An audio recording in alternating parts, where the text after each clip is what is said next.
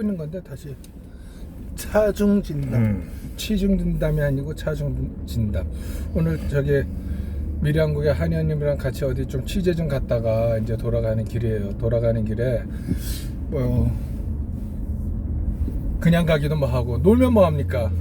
놀면 뭐 합니까? 가면서 놀면 장독이나 깨지 뭐. 놀면 뭐 합니까? 얘기라도 해야지. 그리고 게다가 이제 오늘 또 조국 청문회 6일날 한다고 뉴스에 나오더라고요. 네. 어떻게 뭐 요번에 뭐 사실 셀프 청문회를 통해 가지고 조국 그 후보가 있는 욕 없는 욕 다 먹고 있는 마당에 뭐 또 청문회를 안 하겠다고 하다가 다시 뭐 6일날 한다고 합의를 했다고 하는데 우리 한 의원님 그 부분에 네. 대해서 어떻게 봅니까? 그러니까 이게 처음부터 청문회를 할 거냐 안 할 거냐에 대한 이유 명분이 이게 잘못 들어간 거예요. 왜냐면은 지금 청문회를 한국당에서 안 하겠다고 뺐던 게 이제 뭐 조국의 부인하고 딸까지가 나와야 되는데 그거 뭐 여당에서 합의를 안 해주니까 그거 빠지면은 맹탕 아니냐. 그래서 청문회 그걸 갖고 자꾸 청문회를 이제 연기를 했다가 나중에 가서 뭐 민주당이 그럼 못하겠다 하니까 그러면 뭐 그거 뺏게 하자 이렇게 나가는 구걸 하는 모양이 됐는데 원래는 한국당은 어떻게 얘기를 했어야 되냐면 검찰이 압수수색을 시작했을 때 결국은 이게 그 중요한 피의자가 그 조국이 될 수밖에 없기 때문에 검찰 수사에 어떤 그 발표가 있을 때까지 조국 청문회를 연장하자. 그리고 필요하면 대통령이 다른 사람을 임시라도 앉혀라. 이렇게 하고 가는 게 맞아요. 그 다음에 검찰이 어떻게 조국에 대해서 발표를 하느냐 이 문제에 한국당이 집중을 해야 되는데 지금 포인트가 안 맞았단 말이에요. 근데 지금 조국이 어쨌거나 지금 자기가 해명을 한다고 지금 이제 국회에서 해명을 했는데 이게 지금 한국당이 가만 보니까 원래 해명이 너무 허접하잖아. 허접하지. 그러니까 이거 청문회 열었으면 밟아버릴 수 있는데 이거 아깝다 이렇게 된 것 같아 느낌이. 저 정도도 못 밟냐 청문회에서. 자, 그런데 청문회가 조국하고 한국당만 하는 게 아니라 거기 민주당이 낀단 말이에요. 그게 문제야. 네. 자, 민주당이 끼면 당연히 민주당은 그 청문회를 한국당 대 민주당의 대결로 가져가려고 하겠죠. 정책 대결로. 그러면 민주당이 조국한테 그러면 뭐 물을 말이 지금 나온 의혹만 있겠어요? 예를 들어서 내가 민주당이면요 조국한테 이렇게 물어볼 것 같아. 후보자께서는 지난번에 우리 그 검찰의 여러 가지 그 수사 발표를 보면 그 세월호 7시간 그 기록을 서둘러 봉인해서 세월호 진상조사를 못하게 했던 한국당 대표가 지금 당시에 권한대행이었고 그 다음에 최순실 재산 추적을 하겠다고 특검이 지금 그 윤석열 있었던 그 특검에서 특검 연장을 시작했는데 그거 한국당 권한대행이 불허를 했는데 그것 때문에 지금 최순실 재산 추적이 안 되고 있다. 맞아. 그 조국이가 그 얘기도 했어요. 왜냐면은 그 권력형이라고 해야 되나 그런 범죄 수익은 뭐 철저하게 회수를 하겠다 그런 얘기를 했었다고요. 그러니까 내가 민주당이라면 그런 걸 물어본단 말이에요 조국한테. 이런 질문이 나올 거라고 한국당은 예상이나 하고 있을까요? 아마 안 할 겁니다. 못 할 거예요, 그죠? 그러면 조국이 예를 들어서 그 부분은 충분히 일리가 있다고 생각을 한다. 그리고 그 윤석열 총장도 최근에 언론에 최순실의 숨겨진 재산이 상당한 것으로 보인다 이런 얘기를 하지 않았냐. 그러니까 그런 것을 완전하게 다 마무리 지을 수 있을 때 적폐청산이 이루어진다고 본다. 그 법치 완성이라고 본다. 당시에 황교안대행의 그 행동은 상당한 법치적 하자를 불러왔다고 본다. 이런 얘기하면 이제 한국당들이 벌떼같이 일어나갖고 또 민주당 공개할 거란 말이에요. 그러면 이제 또 대표, 완전히 산으로 가는 거죠. 황교안 대표 저거 한다고 쉴드 친다고. 그럼 산으로 가는 거예요. 그다음부터 또 청문회가. 그래서 결국은 이게 황교안 청문회가 돼버린다고. 그럴 가능성이 있죠. 그렇게 갈 수가 있다고. 나는 사실 요번에 그 청문회 한국당이 다시 받아준 거에 대해서 나도 좀 부정적이에요. 왜 부정적이냐면은 한국당이 청문회 이런 걸 잘 해가지고 국민적 지지를 얻고 결국은 뭐 조국을 낙마를 시키고 문재인 정권에 대해서 타격을 줄 수 있다.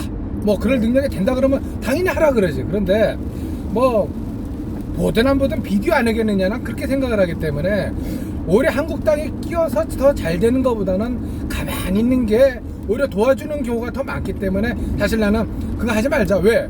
문재인이가 청문회를 하든 안 하든 어차피 임명할 거 뻔하니까. 그렇지. 그럴 바에는 요번에 셀프 청문회 한 걸로 치고 문재인이가 임명을 하게 되면 그 임명의 그 어떤 정당성에 문제가 하자가 있으니까 그걸로 그냥 계속 물건 늘어줄 수가 있는데, 만약에 한국당이 이렇게 해가지고 청문회를 개판 쳐놓으면은 픽사에 나거나 그러면 정당성만 인정해 주는 거라고 이게. 민주당이 더 잘했다. 아니 언론은 어차피 이렇게 청문회 붙고 나면 지금 그 문재인이 어차피 임명 강행하려고 보기 때문에 제가 볼 땐 또 그래요. 그 정권에서 또 그 언론사들 사주들 또 압력 넣기 시작하면 짝으로 든다고 어느 정도는. 그래서 그 공자가 그랬다고, 정치 중에 가장 하수의 정치가 뭐냐면 국민과 더불어 싸우는 정치가 가장 하수인데 아니 문재인이 국민과 더불어 싸우겠다는데 그런 싸움을 거기다 붙여주면 되지 왜 본인이 나서냐고 그 싸움에. 그러니까. 네?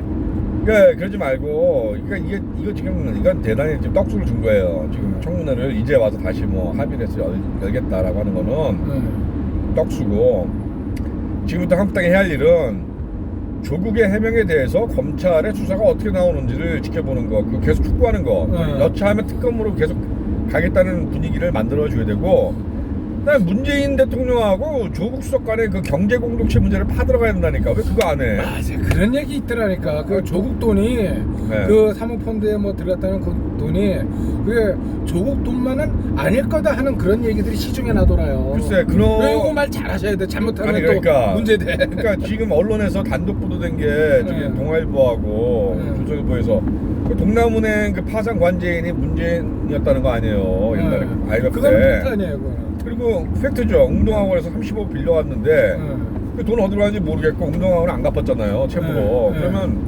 문재인 파산 그 관제 관리인이 그거에 대한 회수 책임이 있는데 한 게 없다는 거 아니야 지금. 그래서 문제가 된다는 거 아니야. 그러면 문재인과 조국은 그 부산에서 경제 공동체를 일찌감치 이뤘을 가능성이 있다고. 그런 문제를 한국당이 제기를 하면서 이거를 그 일종의 조국을 임명할 수밖에 없는 이유. 사실상 그 조국에 의해서 그 문재인의 어떤 잡혀 있는 약점이라든지 뭐 이런 것들을 계속 좀 파들어가야 되는데 지금 그거는 안 한단 말이에요. 그거 제기하는 지금 의원이 없는 것 같아요. 사실 나는 윤석열을 검찰총장에 임명할 때 나는 뭐 페이북에도 썼지만 그 뭐라고 했냐면, 나는 윤석열이 도사견이기 때문에 도사견은 주인돈 문다. 난 그런 취지의 뭐 비유를 하고 그렇게 얘기를 했어요. 그러니까 이제 주변에는 또 그렇지 않다. 어차피 다 짜고 치는 고스톱이다. 정미경 의원조차도 이미 뭐 윤석열을 임명할 때는 이미 다 내부적으로 조율이 됐기 때문에 임명하지, 뭐 검찰총장이 된 이후에 절대로 문재인 정권에 어떤 악영향을 주는 수사 그런 거 있어도 안 할 거다라고 이제 이렇게 얘기를 했어요. 그렇게 내 주위에도 그렇게 보는 사람들이 많았고, 그런데 요번에 보면은 수사를 압수수색을 의외로 많이 한단 말이에요. 그래서 나는 이제 또 페북에 역시 도사견이구나. 도사견은 주인돈 문 닫아니만 나 이렇게 계속 하고 있는데, 과연 윤석열 검찰총장이 이 살아있는 권력에 대해서 계속 수사를 할 거라고 보십니까? 지금 도사견이라고 말씀하셨는데 저는 이제 도사견은 맞아. 내 미친 도사견. 어느 쪽을 물지 모르는 미친 도사견. 어느 쪽을 물지 모른다. 그게 또 문제가 되는구나. 약간 미친 도사견 끼가 좀 있는데 그 우리 저기 박근혜 정권 때 김순환 검찰총장 맞아. 임명했잖아. 충성스럽다고 해서. 근데 거꾸로 됐지. 거꾸로 물었잖아. 그러니까 지금 내가 볼 때는 그 양반이 댓글 수사했었네. 내가 볼 때는 지금 그 윤석열은 양수겹장인 것 같아요. 양수겹장. 그러니까 지금 그 아마 제가 보기에는 제 추론을 제가 쭉 관찰해봤는데 이 아이디어 검찰 압수수색 이 아이디어가 그 윤 총장이 제안을 한 것 같아요. 내가 나한테 맡겨놔라. 내가 문제를 나한테 맡겨주시면 내가 문제 좀 해결하겠다. 이거를 조국하고 아마 문재인 대통령한테만 좀 얘기를 한 거 아닌가라는 생각이 들어. 짜고 쳤다는 건데. 그러니까 짜고 쳤는데 윤석열도 계산은 있는 거지. 만약에 이게 이제 어떻게 흘러가느냐에 봐서 그때 가서 필요하면 이제 이게 조국을 도저히 이게는 뭐 감쌀 상황이 아니다 그러면 집어넣는 거고 잡아넣는 거고. 근데 대법원 그 법무부 장관으로 임명이 됐는데도 잡아낼 수가 있을까요? 뭐 그거를 그럼 하극상 아닌가? 그 하극상이라기보다는 이제 그게 뭐 잡아놓을 수밖에 없는 거야. 잡아내려면은 되기 전에 잡아내야지. 근데 사실은 이제 그 나름 윤석열의 생각은 그 아무래도 조국이 먼저 이런 분위기를 봐서 자기가 한 발 빼고 지금 수사 중이니 내가 수사를 다 이게 된 다음에 다시 내가 국민 앞에 나서겠다라든지 뭐 이런 식의 좀 발뺌을 좀 양보할 자리를 좀 만들어주는 어떤 그런 의미도 있지 않았을까 보는데 중요한 건 윤석열은 가는 대로 간다 그냥 어차피 자기는 칼을 이제 양손에 저기죠. 양손에 이제 칼을 들고 이 분위기가 쳐야 되는 분위기면 칠 거고 만약에 청와대나 이쪽에서 안 된다고 강력하게 태클을 걸면 못 칠 거고. 그러면은 어떻게 됩니까? 이제 예를 들어서 이제 뭐 몇 가지 그 상황이 발생이 될 여지가 있는데 첫 번째 우리가 바라는 건 이제 윤석열이가 이제 검찰총장이 그야말로 강공 드라이브를 해가지고 그야말로 사람의 충성 안 하고 조직 대한민국에 충성을 해서 그렇게 하면야 좋은데 그렇게 만약에 했을 경우에 그러면 문재인 쪽에서 가만히 있지는 않을 거 아니에요. 가만히 대응책을 내놓을 거 아닙니까? 그렇죠. 그런데 이제 그 보니까는 대통령이 검찰총장을 임명을 하지만 이렇게 해임을 못하죠. 해임을 못한다며요. 그럼에도 불구하고 그러면 어떠한 대응책을 그러면 할 수 있을까요? 이렇게 하는 거죠. 뭐냐면 그 원래 임명권이라는 게 임명과 면직권인데 면직권인데 그게 이제 검찰총장 임기가 2년으로 법으로 정해지면서 실질적으로 이제 사임은 못하는 거 돼 있어요. 대부분은 이제 뭐 권고사직을 해서 자기가 알아서 물러나는 방향인데 제가 볼 때는 만약에 윤석열 총장이 청와대 뜻을 어기고 대통령의 뜻도 어기고 자기가 강구를 밀어붙인다 그러면 아마 이렇게 할 것 같아요. 뭐냐면 일단은 검사의 인사 독립권은 법무부 장관이 가지고 있어요. 그러니까 법무부 장관을 통해서 검사 인사를 발령을 내는 거예요. 윤석열 주변에 있는 자신의 윤석열 혼자 모든 걸 할 수는 없거든. 자신의 이 손발 참모가 있다고. 있지. 여기 다 잘라버리는 거야 일단. 아니 근데 인사를 다른 통해서. 인사 그거는 다른 발령을 내는 거지 다른 대로. 그것도 총장이 해야 되는 거 아니에요? 아니에요. 그 법무부 장관이 가지고. 이건 법무장관이가. 법무부 장관과 검찰총장이 협의를 하게 돼 있는데 주로 법무부 장관이 결정을 해서 통보를 해요. 그리고 검찰총장이 보고 이건 진짜 아니다 싶은 건 이제 얘기하고 이렇게 하는 거라고. 그러니까 법무부 장관이 결정하면 그냥 나는 거예요 인사 발령은. 그래서 만약에 말을 정 안 된다 그러면 윤석열의 핵심 이 손발을 잘라버리는 거예요. 인사 발령을 내 가지고. 그 다음에 검찰 내에 항상 뭐냐면 검사들이 검찰의 독립적인 그 조직 논리를 관철하지만 그 안에 자기 논리도 있어. 자기 출세 논리. 그렇겠지. 그러니까 청와대나 이쪽에서 너 승진시켜줄게 윤석열이 하고 좀 한판 떠라. 이렇게 해서 윤석열의 각을 질 수 있는 충성파 검사들을 그 핵심 주변에 앉히는 거예요. 대항마를 앉히는 거예요. 예. 그럼 윤석열 딱 갇혀버리거든 그 안에. 그럼 자기가 무슨 명령을 내려도 전달도 잘 안 되고 중간에서 끊기고. 옛날에 한상대 총장이 그렇게 그렇지 된 거예요. 그렇게 된 거죠.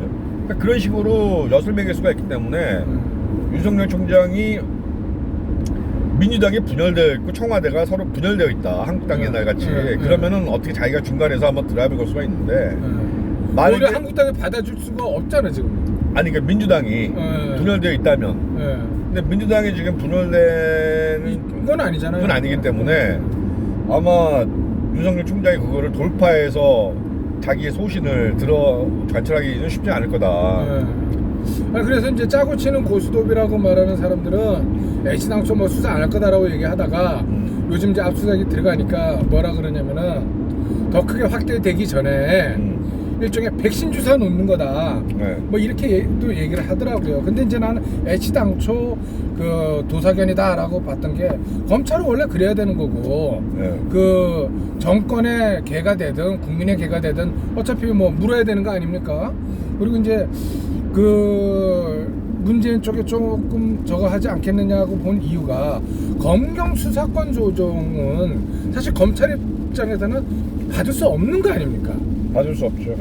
그렇기 때문에 검찰 내부에서도 반발이 있을 거고 그런데 이제 문재인 쪽에서는 검경 수사권 조정을 통해 가지고 검찰의 권력을 좀 빼서 경찰에 대주겠다는 거 아니에요? 그러니까 이렇게 보셔야 될 것 같아.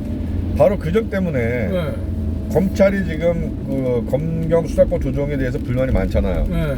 그러니까 이 기회에 조국 저렇게 잡아놨으니 네. 협상을 할 수 있잖아, 정권하고. 그렇게도 봐야지. 그러니까 협상에 따라서 조국에 대한 뭐 조국만 남기고 주변에 5천 조가 정도는 이제 구속을 시키고, 그다음에 펀드는 모든 책임이 다 저기 그 사장한테 있는 걸로 해서 집어넣고, 그다음에 꼬리 자르기네, 꼬리 자르기. 그다음에 딸 문제 뭐 이런 문제는 뭐 보니까 뭐 서울대 이거 장학금 이거 재단 운영하는 문제가 있었네. 장학금 하니까 아까 차 타고 저기 가다가 그 얘기 나왔었는데 다시 이제 네. 그 얘기하니까 그 장학금 문제는 어떻게 되는 거예요? 그게 뭐 주지 달라고도 안 했는데 줬다는 거고. 네. 그러면 이거는 서울대의 좀 문제 아닙니까 이거는? 이게 지금 검찰이 압수수색을 했잖아요. 네. 동문회 네. 관악기 압수를 했더니 4년 전에 그 기록이 있다는 거예요. 그래요? 무슨 네. 기록이에요 그게? 장학금 준 기록. 준기록이. 그러니까 그 서울대 장학회가 이제 거짓말을 한 거지, 언론에다 대고. 그 기록이 그 검찰이 입수해서 지금 분석하고 있다는 거 아니에요? 그러니까 이게 지금 제가 보니까 그 서울대 장학회 문제는 이런 거 같습니다. 본질이 뭐냐면은 그 관악회가 장학금을 주는데. 특지 장학금이 있고 이제 일반 장학금이 있잖아요. 근데 특지 장학금은 이제 누가 이렇게 지정해서 주는 건데 그것도 원래 교수 사인이 있어야 된단 말이에요. 그것도. 근데 제가 게시판에 올라온 거를 가만히 보니까 서울대 장학회가 암암리에 그냥 정관에 없는 강의초 장학금을 주는 게 관행으로 썼던 것 같아요. 그게 뭐냐면 야, 그런 관행도 있어요? 서울대 교직원의 자녀가 서울대를 다닐 때. 그럴 수도 있겠네요. 그때는 예를 들어서 뭐 이렇게 암암리에 그냥 정관이 없는 방법으로 이렇게 주는 그런 게 있는 것 같아요. 근데 참 한현님 그 학교 다닐 때 장학금 받아본 적 있으세요? 저는 장학금 면제로 다녔습니다. 나도 장학금하고는 거리가 멀다 보니까 지금 이 장학금 얘기 나와도 내가 잘 모르겠어요 이 부분을. 받아본 적이 없어서. 근데 조국 후보가 지금 상당히 좀 예민한 거를 하나 좀 크리티컬한 문제를 건드렸는데 그게 뭡니까? 자기는 장학금을 달라고 요청한 적도 없고 자기 딸이나 자기나 학교 준 게 없다. 그러면 이 얘기는 뭐냐면 말도 안 되는 얘기야. 얘기는 뭐냐면 지금 결과적으로 서울대 장학회가 관학회가 지금 동문회가 거짓말하게 된 거라고. 기록이 없다는 기록이 지금 있어서 기록도 있구나. 압수수색에 들어갔다는 거 아니에요. 그럼 이제 밝혀질 거라고요. 그러면 그거는 제목이 뭐가 되는 거예요? 그게 예를 들어서 이제 뭐 배임이나 이런 게 되겠죠. 횡령이 되는 거예요? 뭐가 되는 거예요? 배임이나 횡령이 같이 성립을 하죠. 같이 성립한다고? 네, 왜냐하면 정관이 없는 방식으로. 그러면 그거는 조국 딸 문제가 아니라 장학회 문제네? 장학회 문제가 돼요. 그래서 이게 문제가 되는 거예요. 그러니까 뭐냐면은 저는 뭐 서울대를 못 나왔습니다만은 갈 뻔은 했죠. 뭐 어쨌거나 우리나라에 서울대라는 그 파워가 막강하잖아. 그 네트워크 그룹이. 여기는 좌우가 없어. 어떤 데는 보면 학교 동문회 문제에 있어서는. 그렇죠. 자, 그런데 조국이 지금 뭐냐면 동문을 건드린 거야. 동문의 명예와 자존심과 여기를 건드려버린 거야. 설사 동문의 장학금에 그런 게 있다 하더라도 조국은 그걸 자기가 그냥 안고 갔어야 된다고. 그때 내가 그때 잠깐 사정이 좀 어려워서 장학금 신청을 했다라든지 이런 식으로 어떻게든 간에 면피를 좀 했어야 되는데 이게 나는 몰라요. 나는 모르고 서울대 장학회에서 알아서 준 거야. 이거는 서울대 동문회 집단을 범죄 집단으로 몰아버린 거야. 진짜 전형적인 좌익의 그 남 탓의 전형이지 뭐. 내가 볼 때 서울대 아마 동문그룹이 조국에 대해서 이 사람은 우리 동문으로서는 인정을 그러니까 수용이 도저히 안 되는 사람이다 이렇게 생각할 수가 있어요. 그래서 아마 그 서울대 그 동문들의 여기서 조국에 대해서는 완전히 X자를 그어버릴 수가 있다는 생각이 들어. 근데 진짜 서울대 장학회 거기 관계자분들도 지금 한 의원님 말하는 것처럼 어떤 그렇게 생각을 할까? 진짜 명예에 큰 흠집을 낸 거다라고 생각을 할까요? 본인들이 그 생각을 못 한다고 그런다면 서울대 총동문회 장학회는 해산을 해야 돼요. 그리고 전액 다 국고를 다 학교 쪽으로 다 돌리든지 이렇게 해야 됩니다. 왜냐하면 그 안에서 어려운 학생이 얼마나 많은데 정관에 없는 방식으로 서울대 교직원의 자녀가 서울대를 다닐 때 거기에 암암리에 몰래 장학금을 줬다. 그래서 결국 그 가난한 학생이 공부 잘하는 가난한 학생이 그 장학금을 받을 기회를 박탈했다. 원천적으로 박탈한 거죠. 이거는 부도덕을 넘어서 이건 범죄행위예요, 범죄행위. 지금 말씀을 그런 내용을 지금 몸담고 계신 미래한국에 좀 기사로 좀 써내시죠 그래요. 제가 말로 하는 거하고 제가 서울대를 글로 내는 거하고는 다르잖아요. 제가 서울대를 안 나와서 이 서울대를 공격하는 문제는 굉장히 이제 아니 서울대를 안 어렵습니다. 나왔으니까 깔 수 있는 거지. 그 차라리 서울대를 나온 사람이 그 까면 예. 그래 하고 넘어갈 수 있는데 아 그래도 어떻든 간에 예. 서울대 갈 뻔했으니까. 비서울대 사람이 그걸 까면요. 예. 이건 서울대에 대한 이거는 모함이자 공격으로 받아. 제가 페이스북에서 가끔 서울대 문제 지적하면 예. 저 공격 많이 받아요. 서울대 출신들이 공격 많이 해요. 얼마 전에도 그랬잖아요. 카톡 네. 단톡방에서 뭐라고 하니까 서울대 출신 변호사가 뭐라고 탁 그랬잖아요. 그 서울대 그 출신들 그 네트워크가 나름 자긍심이라든지 이렇게 대단해서. 근데 뭐 경성대대 그 후신들 아니에요? 맞아, 어떻게 보면 일제 잔재 아니야 서울대? 그러니까. 없애버려야지 일제 잔재인데. 너무 그 폐해가 큰 것 같아. 어떻게 보면 서울대 그리고 지금 뭐 나라를 엉망진창으로 만드는 사람의 출신의 상당수는 또 서울대더라고. 얄밉고 미운 놈들 다 서울대야. 그럼 서울대 교육이 잘못된 거 아닙니까 이거 진짜? 노무현이가 서울대를 없애렸던 이유를 이제 알 것 같더라고요. 아니 진짜 문재인을 보면서 노무현을 좀 재평가해야 되는 거 아니냐가 그러니까. 하는 생각도 들고, 지금 사실 내가 한의원님이랑 같이 내가 한의원님 보조로 저길 갔다 오는 길이에요. 김근식 그 경남대 극동문제연구소 이 양반 인터뷰를 하고 오는데, 난 오늘 인터뷰 옆에서 듣고 있으니까 나 참 50 좀 넘게 사는 일평생에 내 이런 일이 올 줄은 몰랐어요. 내가 어떻게 김근식하고 같은 생각을 하게 될 줄은 내가 진짜 꿈에도 생각을 못했어요. 그래서 내가 얘기했잖아요. 이거는 김근식이 미쳤거나 아니면 우리가 미친 거라고. 아니 그랬잖아요. 노무현에 대한 평가 그 질문 했잖아요. 네. 노무현과 문재인의 차이점이 뭐냐. 그 얘기 어차피 인터뷰 풀어서 책에 내긴 하겠지만 네. 좀 스포를 조금 한다면 좀. 예. 김근식 교수는 노무현 정부 시절에 이제 나름 참여해서 청와대에 있었고, 그래서 이제 정보를 잘 알죠. 친노의 성격을 잘 압니다. 김근식 교수가 얘기하는 거는 이거예요, 한마디로. 그러니까 문재인은 정치를 하지 말았어야 될 사람인데 정치를 해서는 안 되는 사람이고, 이 사람을 노무현 사람들 친노가 소환을 했다는 거예요. 불러냈다는 거야. 그렇기 때문에 사실은 문재인도 2012년 대선에 2012년입니다. 17년이 아니라 2012년 대선에 사실 나가고 싶은 마음이 없었다는 거예요. 근데 뭐 소환을 당해서 이제 나갔는데 꼭두각시죠 그러면. 그렇죠. 그러니까 그건 문재인의 성격상 이 사람이 문재인이 샤이하다며 되게 샤이한 데다가 굉장히 내성적인 고집이 또 강해가지고. 반대로 노무현은 좀 와곽거리긴 했지만 회의를 좋아하고 매일 하다가 누구의 말이 옳고 그것이 자기가 판단해도 이게 옳네 그러면 생각을 바꾼답니다. 이렇게. 저도 아까 그 얘기 듣고 깜짝 놀랐어요. 한미 FTA 같은 것도 이렇게 파병. 제주해군 기지도 그랬고. 제주해군 기지. 근데 문재인 대통령은 그게 아니라는 거예요. 그거는 문재인 대통령은 성격이 자기가 옳다고 생각하면 그거 누가 말을 해도 그게 안 된답니다. 그게 바뀌지 않는데요. 그래서 내 편 이게 강하다며요. 네. 그리고 지금 문재인 정권, 그러니까 친문 그룹들도 그렇고 거기 진보라고 하는 그룹 전체가 지금 보면 그게 너무 이제 뭡니까 자기들의 기득권 논리에 빠져가지고는 극단화시킨다는 거죠. 이렇게 극단화시키면서 한편으로는 이제 극성스러운 극성스러운 바들한테 이끌려가는 모습을 보이는 거 있다. 이재명이나 박원순이나 다들.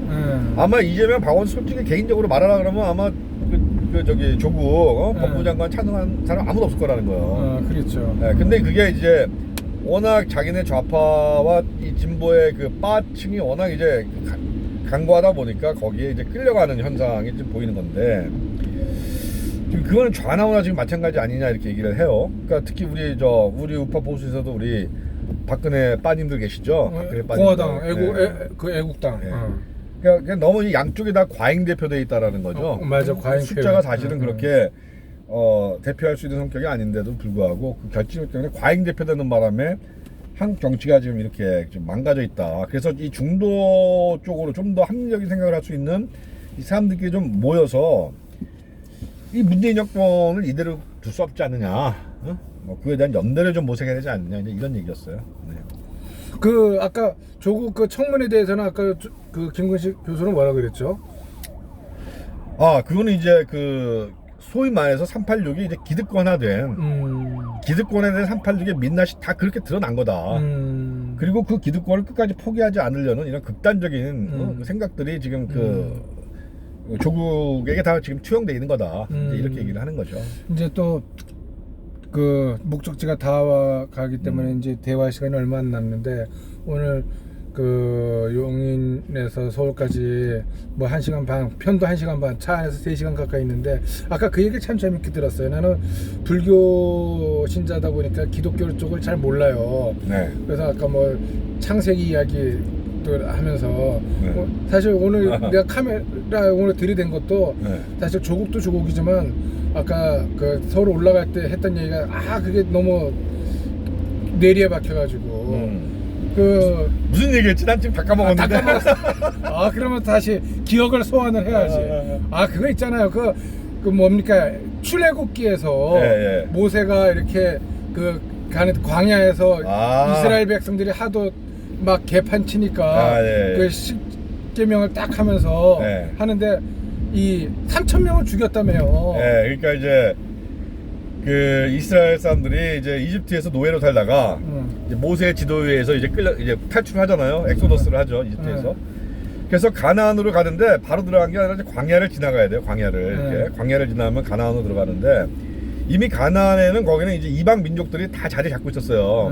그러니까 바로 못 들어가고 광야에서 이제 그 이쪽에 그 생활을 좀 이렇게 하게 되는데 그러다 보니까 이스라엘 사람들이 광야라는 게 먹을 것도 없고 그렇잖아. 환경이 안 좋잖아 거기가. 그러니까 불만들이 생긴 거야. 야 차라리 우리가 이집트에 살았을 때 노예로 살더라도 그때는 그래도 뭐 먹을 수라도 있었다. 근데 지금 이게 뭐냐. 차라리 이집트에서 노예 살던 게 더 낫지 않았냐. 이제 이런 불만들이 나온 거예요. 그러다 보니까 이집트로부터 이끌어준 자신들의 여호와 신에 대한 이제 신앙들을 잃어버리기 시작한 거야. 그리고 이방 민족의 신들을 이제 받아들이고 뭐 그런 무질서하고 이제 이런 그 일종의 공동체, 이스라엘 공동체의 정신이 이제 무너진 거죠. 근데 이제 모세는 어쨌거나 이제 이스라엘을 다시 가나안으로 데리고 들어가려고 이제 하나님한테 이제 시나이 산에 올라가서 이제 얘기를 하고 거기서 십계명을 돌파를 받는단 말이에요. 그게까지가 이제 비기독교인들도 영화 통해서 이제 아는 얘기인데. 아는 거예요. 근데 나는 아까 그 다음에 3,000명 죽였다는 얘기는 내가 처음 들었거든. 그러니까 모세가 시내산에서 그 십계명의 율법을 받아가지고 이제 딱 내려와서 보니까 이스라엘의 그 광야에 있는 그 이스라엘 사람들이 이렇게 천막을 치고 이렇게 진영을 쭉 만들어 있는데 이게 지금 보니까 우상 세워놓고 뭐 절하고 뭐 이방 그걸 하고 뭐 난리가 난 거예요. 난리가. 그러다 그걸 보고 이제 모세가 화가 나가지고는 십계명 돌파를 다 집어던져서 깨버리고 이스라엘 젊은 청년들을 이제 모았어요. 그래갖고 칼을 다 차라. 칼을 다 차라. 그래갖고 3,000명 대원들을 모아가지고 그 자기들이 거주하고 있는 그 진영에서 이쪽 문에서 저쪽 문까지 가면서 그 우상을 섬기고 뭐 이렇게 했던 사람들을 3,000명을 다 살해를 한 거야. 이스라엘의 싸그리 정리를 한 거야. 정리를 해버린 거야. 이스라엘의 정체성을 다시 회복하기 위해서. 이걸 하지 못하면 이 상태로는 가나안에 들어가 봐야 이방 민족과 여기에 다 놀아나고 다 죽는다. 여기서 잠깐. 그래서 내가 그게 그 말에 아주 귀가 확 띄었던 게 뭐냐면 뭐 제 페북을 보시는 분들은 알겠지만 나는 반황이란 말이에요. 반황. 황교안 대표가 지금 계속 통합을 외치지만 통합 이전에 나는 내가 내 이름으로 검색하면 나옵니다. 고성혁의 그 통합보다 정리가 우선이다라는 글을 써놓은 게 있어요. 그런 얘기를 내가 이제 기사화한 적이 있는데 오늘 한 의원님이 그 얘기를 딱 하니까 내가 무릎을 친 거예요. 맞다. 통합보다 일단 생각 다른 놈 정리를 하고 생각 같은 놈으로 똘똘 뭉쳐서 일단은 가야 된다. 모세도 3,000명을 죽인 것처럼 정리를 했다. 이제 이 생각이 딱 들은 거지. 그래서 오늘 기억 소환해서 다시 좀 영상에 담으려고 질문을 드렸던 거예요. 저의 이 생각이 맞다 틀리다. 그건 뭐 맞는 생각이에요. 그러니까 종교와 정치는 어떤 면에서는 가치적으로 저는 이제 하나의 뿌리를 갖고 있기 때문에 예를 들어서 우리가 자유민주 체제를 대한민국 자유민주 체제와 시장 경제를 이게 하나의 신앙인데 여기에 북한식의 무슨 뭐가 공산주의가 들어와서 이게 막 짬뽕이 되거나 이렇게 되면은 북한하고 통일할 때 우리한테 유리하겠어요? 저쪽 공산주의 또 뭉쳐 있는데 안 된다고. 그러니까 그 한국당도 지금 탄핵을 가지고 이게 지금 이게 나눠져 있는데 탄핵은 국민의 주권으로 심판이 된 거고 김근식 교수가 그렇게 얘기를 하잖아.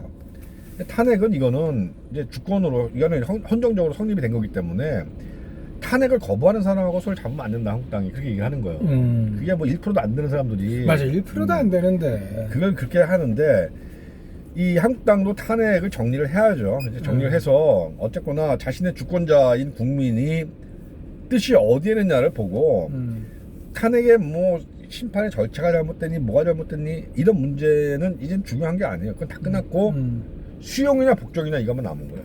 아니 수용하고 복종을 해야지. 그 반발하면 그거 수용이냐 불복이냐. 그렇지. 근데 수용하면 수용하는 말만 하면 끝나는 게 아니라 수용을 한다면 거기에 맞는 형식과 내용의 혁신이 나와야 된다는 거야. 내가 그 부분도 글을 하나 썼어요. 뭐냐면 이제 뭐 유명한 뭐 학식 높고 유명한 분들은 뭐 통합 혁신 이런 개혁 이런 얘기를 하는데 그 말만 그렇고 그럼 어떻게 하는 게 통합이고 어떻게 개혁이고 어떤 게 인적 쇄신이냐 하는 구체적인 내용이 없어. 그래서 내가 쓴 게 뭐냐면은 일종의 살생부라고 해야 되나? 네. 정리 대상이지 정리 네. 그러니까 모세가 우상을 그렇지. 섬겼다는 그렇지. 사람은 싸그리 그거 했다며요. 그렇지. 네. 그러니까 내가 이제 그 글로 남긴 건 뭐냐면은 첫째, 박근혜 정부에서 책임 있는 자리에 앉아 있었던 사람들, 이 사람들도 박근혜 대통령이 탄핵과 동시에 자신들도 다 탄핵 당한 거거든요. 그렇죠.